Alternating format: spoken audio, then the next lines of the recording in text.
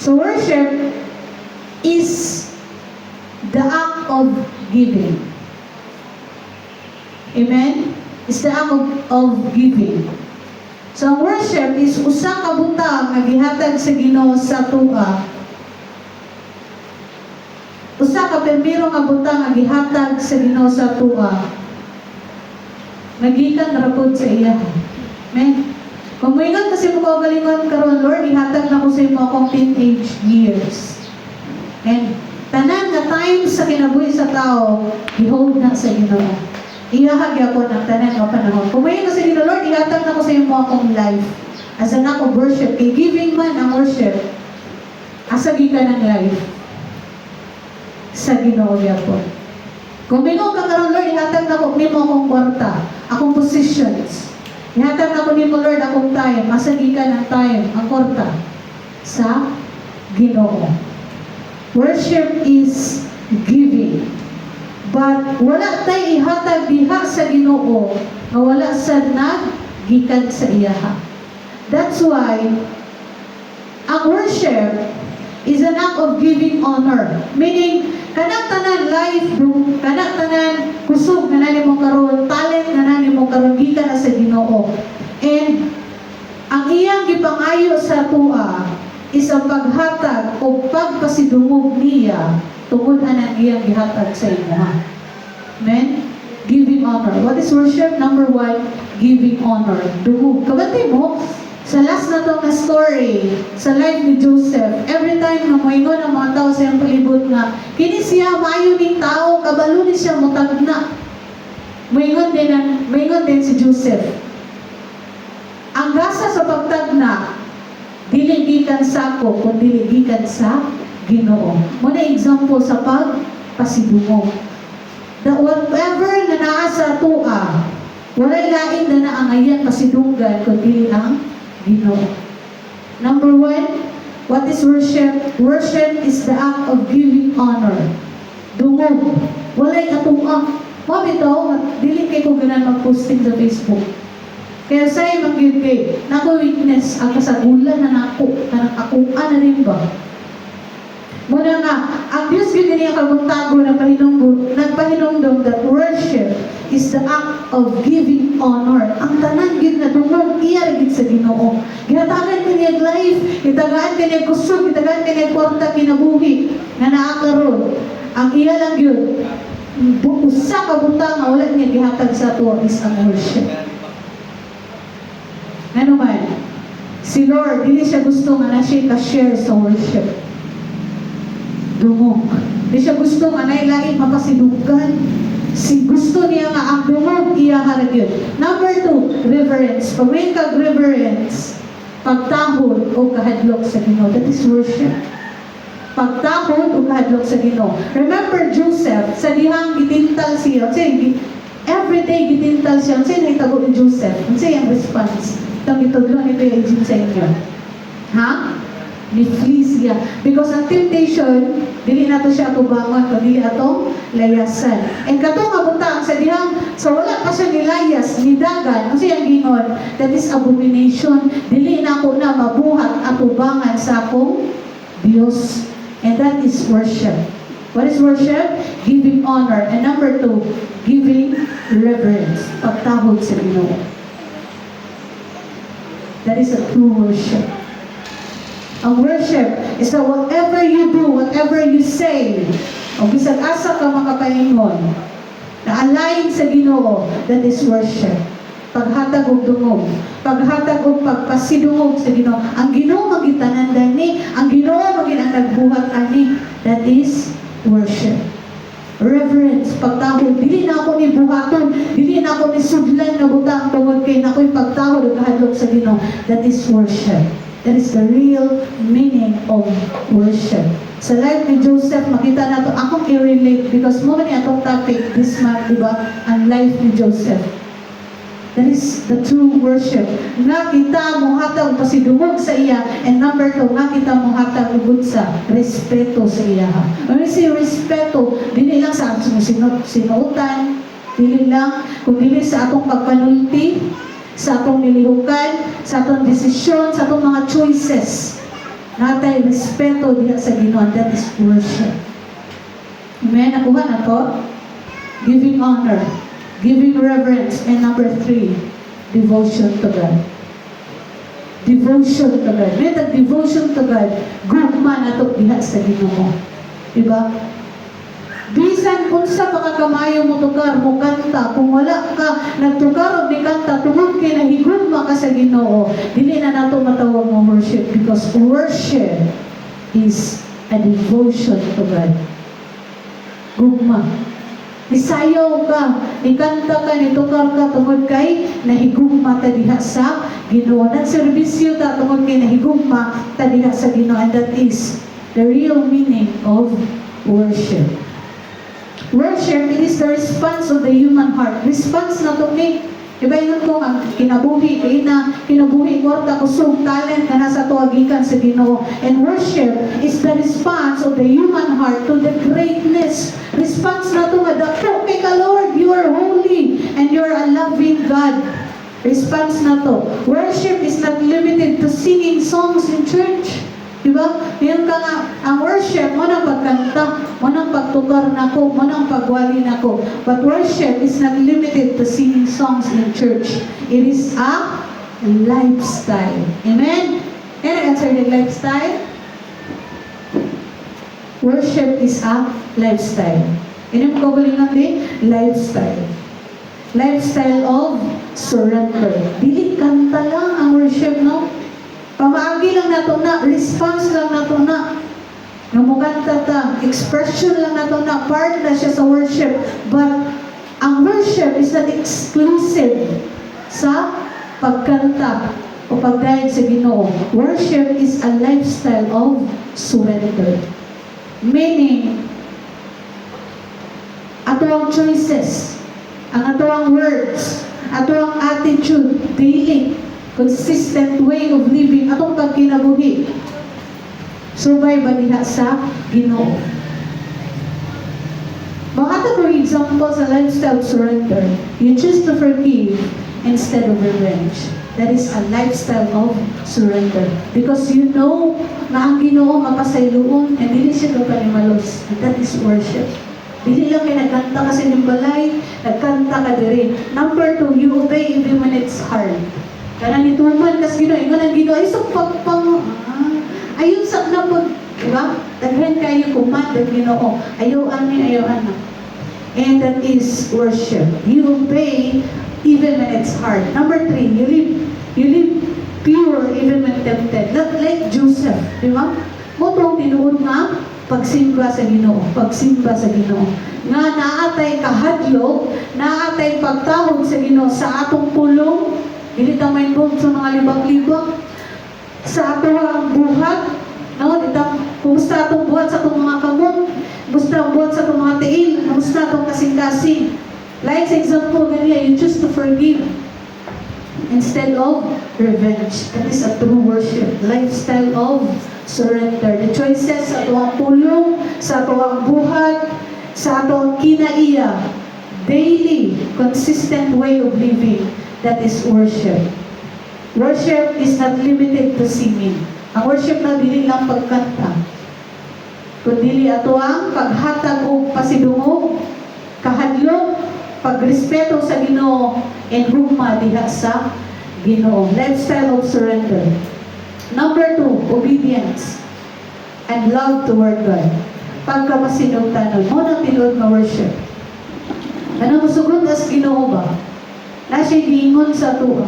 Na siya gipabuhat sa tuwa. That is worship. Obedience. Labaw sa tanan, love toward God.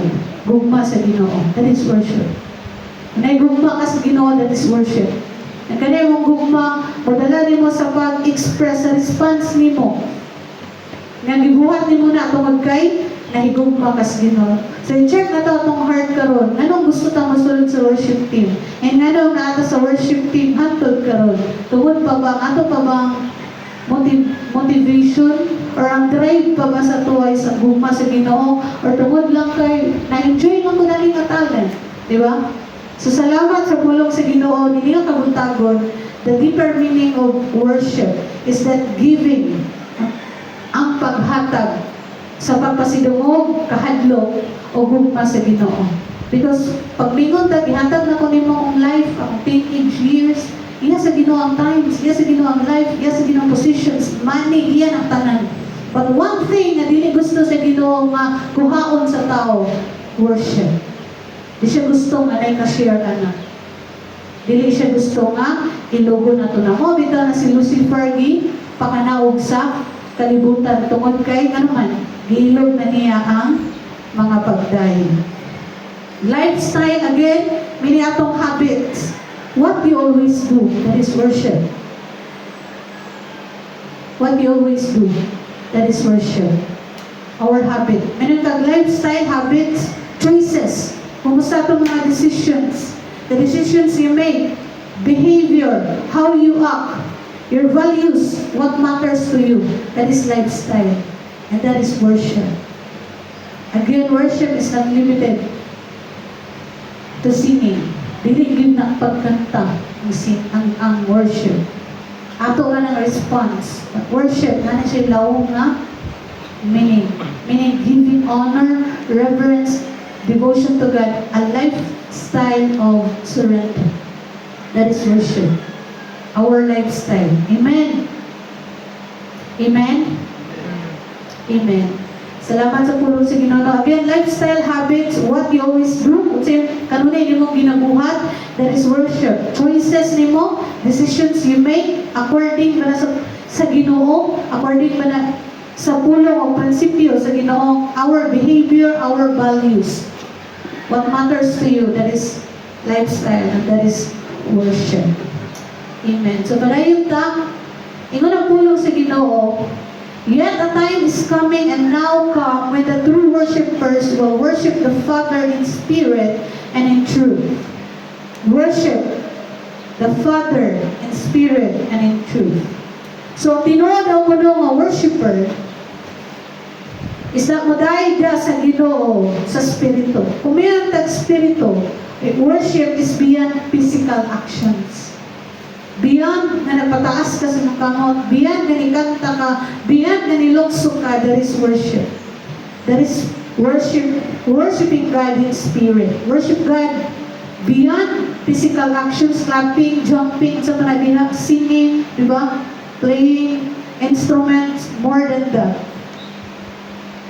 Because ingon ang Ginoo, ang true worshiper daw kuno, magdayeg sa iya, diha sa spirito. So yung pasapot, naatay connection sa iyaha. Spirit, ang atong spirito, ang spirito sa Ginoo, naay connection. Konektado ta diha sa Ginoo. Spirit, nagdayeg ta diha sa Ginoo, diha sa spirito, natay true surrender. Letting go of ourselves. Diba? Pasagdan ang Ginoo. Ang atong thoughts, naka-align diya sa Ginoo. Atong emotions, na-offer diya sa Ginoo. And atong desire, submitted to God. That is worshiping God in spirit. Kanabang konektado ta diha sa Ginoo. Because without the Holy Spirit, worship can become empty, ritual, or performance. Performance sa Ginoo may tawag kung walay espiritu sa Ginoo. And aron mabatunan atong espiritu sa Ginoo, ingon pa ni Kuya Kurt niya, we have to receive Jesus Christ as our personal Savior. Importante kayo nga kaysa diha dawato na si Jesus nga mao atong personal Savior. Mao na siya ang patik. Sa diha gyud nga mo-declare ka sa imong kaugalingon, i-confess nimo nga si Jesus ay imong personal Savior, automatically yung ang pulong sa Ginoo, na-receive nimo ang Espiritu sa Ginoo. And ang worship, ang tinuod ng mga magdadayig, modayig sa Ginoo sa Espiritu. Dili lang sa emotion, dili lang sa physical actions, kundi diha sa Espiritu. Connected na diha sa Ginoo. Ang natin connection sa iyaha. And number 2, in truth. Mayroon tag in truth, rooted in God's Word. Kung rooted in God's Word, Kanina gid ako example sa pagdayon sa Ginoo diha sa kamaturan. Kana bang wake up? And I will sing of the goodness of God. Ganay, tapos yung kinabuhi unsa. Ha? Nahitabo, kanta ka. Nagkanta ka that God is good, that God is faithful. But then sinitabo yung kinabuhi.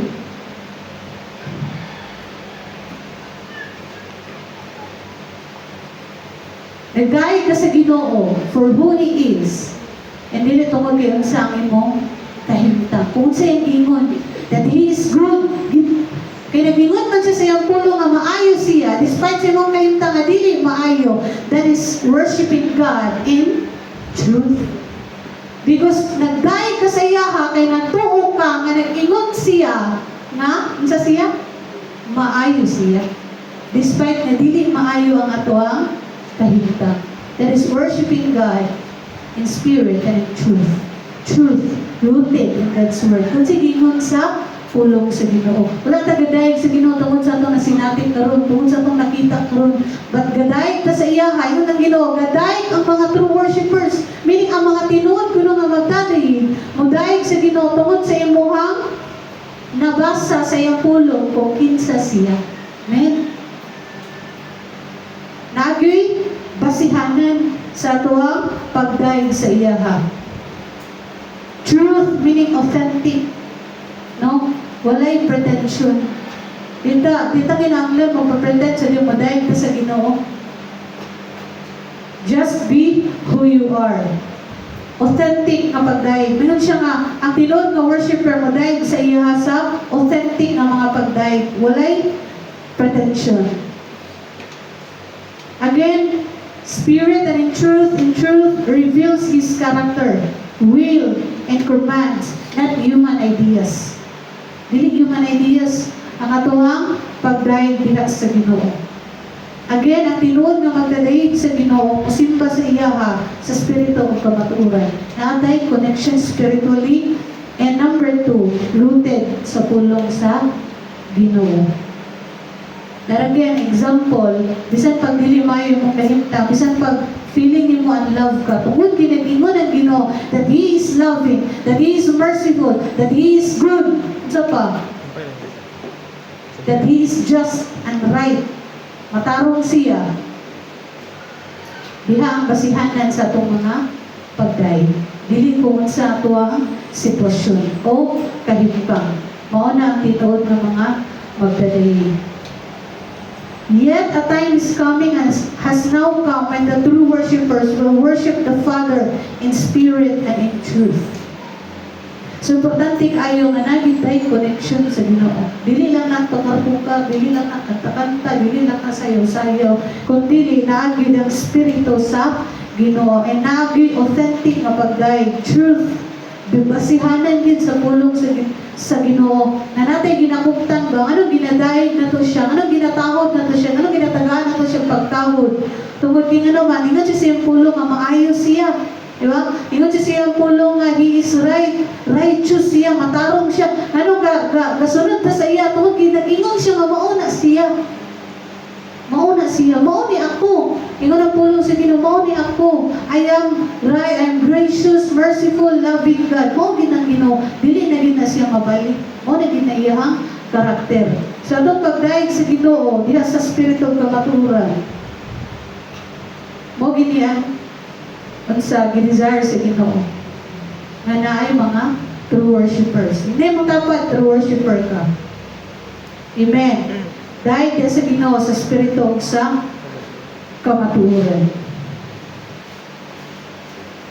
Ingon diri, ang pagdayeg sa spirito ug kamatuoran, it produces transformation. Naay kausaban sa atong kinabuhi. Dili lang kauswagan. Ang ingon diri baguan. Amen. Tinuod mo worshiper sa Ginoo kakabagko. Amen. Tungod kay sa diha gadayeg sa Ginoo, sa diha kakailhan nato ang Ginoo, kakabago po ang atong mga kinaiya o pamatasan, atong mga values, atong mga habits kakabago sa diha nga gadayeg ta sa Ginoo diha sa spirito kamatuoran. kaka-shape ang atuang karakter, ang atuang kinaiya. And unsa, ang atuang priorities. Labaw sa tanan, ang true worshiper na nag-worship diha sa Ginoo, aside nga mabagong priority, mabago ang kinaiya, ligon o pagtuo. Ay bisan sa imong mahitabo sa imong kinabuhi, nakapanayon yun gihapon ka, nakabarog yun gihapon. Amen. So panayon ta, what is praise? Kanang bibo nga kanta yung na praise. So una kay atong last para mga worship sa mga tuwing tawatan sa inyo ang praise. What is praise? Kanang bibo nga kanta, anong paspas nga kanta mo ng praise. Ang worship kay katong solid maganta. Now, nasabta na to, that worship is giving honor, reverence, devotion to God, a lifestyle of surrender, obedience, and love toward God. Mo ginang worship. And what is praise? Praise is simply expressing admiration. Mo na siya. Anyway, kagwapa kay ka, siya na kayo mo ka, that is praise. Diba? So, ang praise niya ay sa diyang ma-express tag admiration. Kung mayon tag admiration, respeto, na-impress ka sa gibuhat sa Ginoo, that is praise. Amen. Admiration and honor to God for who He is and what He has done. Ano bang naigibuhat ang Ginoo sa imong kinabuhi? And kung unsa imohang nabasa sa Bible, hala, manuluyon, maling Ginoo, hala, mahigugmaon, maling Ginoo, hala, mapasiluon, maling Ginoo, then imo rin siyang gidaig. Imo rin ikinabuhi ang kinaiya sa Ginoo. That is praise. Expressing, ang praise is, gina-express na to ba? Ang atuhang admiration, itong respeto, na-impress ka sa gibuhat sa Ginoo. That is praise. Amen. Okay, what is the difference of praise and worship? So praise, ang pagdaig sa Ginoo. Lord, ikaw ang Diyos na maayong. Kinabuhi po na to ang pagkamayon sa Ginoo. Lord, ikaw ang Diyos na mahigugmaon. Kinabuhi po na to ang pagkamahigugmaon sa Ginoo. Pagdaig sa Diyos. Tungkol sa iyang number one, kabuhatan. Gibuhat sa Ginoo. That is praise. Mayo gigay ka, Lord, gibuhat din mo sa ako. Mayo gigay ka, Lord, may gumawa gigay ka, mapasaylo gigay ka, kabisalingani akong kagapon, di ba? Imo kong ipasaylo, imo kong gidawang anan. So that is praise. Ma-express tag admiration. And number two, tungkol sa iyang pagka-Diyos. Who He is. Kung sa siya, holy siya, good siya, faithful siya, ba? That is praise. Express na to. Na gi-admire na to siya, gi-respeto na to siya, and na-impress ka sa iyang mga buhay. O kung kinsa siya, sa iyong ingon. Muna importante kayo sa worship team. Isip anak sa Ginoo, na nagitay suman, hulog sa Ginoo. Tungod kini man ta kaila sa Ginoo lang, o basihan ro na to, ay nana, sa ay nana, na yung Ginoo. So importante kayo nga naaang hulog sa Ginoo, kaya diyan na po kailihan ang Ginoo. Muna to ang drive ba? Anong gaday ko na tong Ginoo? Anong ga-praise na sa iya? Because nakaila ta sa iya. Amen? Dili lang kay taman nga nakaila ta nga ang Ginoo, loving, merciful. Okay ra na. Pero dapat yun, daghan pa kinaiya ang Ginoo. Daghan pa kayo. Mailahan na to ang Ginoo. Dili pinagi lang sa unsa. Pagpamati kada Domingo, no? Mailan na to ang Ginoo sa pagpamati na to sa iyang pulong matag-adlaw. Mailan na to siya. Like, nanay, di mo kinaiya, Lord. E mo po di mo kinaiya. That is worship. Kakabakuta. Gilita ka pabilin. Na ikausaban. Ang tinuod nga worshiper, true worshiper, na ikausaban ng kinaiya o kinabuhi. Amen. So, padayon tanong, must have 4 worship team members. Number 1, devotionals or personal Bible time. Devotional. Saan yung devotional team? Ano kung yung gani na? Devotional, nadiha ang pag-ampo, a time na nag-ampo ka, a time na namalandong ka sa pulong sa Ginoo. Devotional is your personal time with God. Kung nakaka-worship team, so siya mong kaugalingan karon, so siya na tatong kaugalingan karon, naapa ba tayo personal time diyan sa Ginoo? Na may time time naghatag ka sa Ginoo? Amen? Kaya kita na lang isa. That is devotional. Importante kayo na. Importante kayo na. When was the last time na naglingkod daw, nag-istorya sa Ginoo? That is devotional. Pero sa time na kita personally nagduol sa Ginoo, importante kayo nga nasa praise and worship team. Na naatay personal nga devotional. Kaya kita na lang. Usahay no, excited ta sa platform kaysa sa prayer room. Excited ta pag nanatadani. Nanatadani.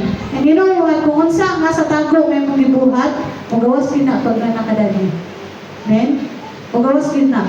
Kung unsa imong devotional, magawas din na pag nanaka sa platform. Makita din na siya pag nanaka sa platform. Kaya nga importante kayo. Tungkol kaya devotional, marang time na giyahan ka sa Ginoo. Tudluan ka sa Ginoo na natay garupo. Na sobrahan ni. Na, di ba? Marang time. Personal time na i-check the Lord ang atong heart. Niya, kung wala ta diri nga, wala tayo devotional time sa Ginoo. Wala tayo personal time sa Ginoo. Kasi may tabo na to. Wala lang, di ba? We are, you know what? Ang person o ang tao nga walay devotional is an empty man. Inon tagid mo. Empty yun. Empty yun kayo kung wala tayo devotional. Because bila nga time ta ginagiyahan sa Ginoo, ginatudluan sa Ginoo. Na yung mga butang nga gina-reveal sa Ginoo personally. Bahin sa imo nga o bahin sa ako nga. Kung naatay devotional. Mana-encourage na to no nga isip part, isip lawa sa worship team, parts worship team, membro sa worship team, no? Kinanglan yun nga natin tayo devotional. Personal devotional. Diha tagiyahan sa Ginoo, dili ta empty. Empty, kaya diha manggod sa devotional, natay personal connection sa Ginoo. Natay connection sa iyaha. And walay lain nga pamaagi nga makakonect sa Ginoo unless muhatag oras sa panahon sa tong personal nga pakigsulti sa iyaha. Devotional, daily reading sa Bible and meditation sa Word. Diyan na tumahihan ng Ginoo.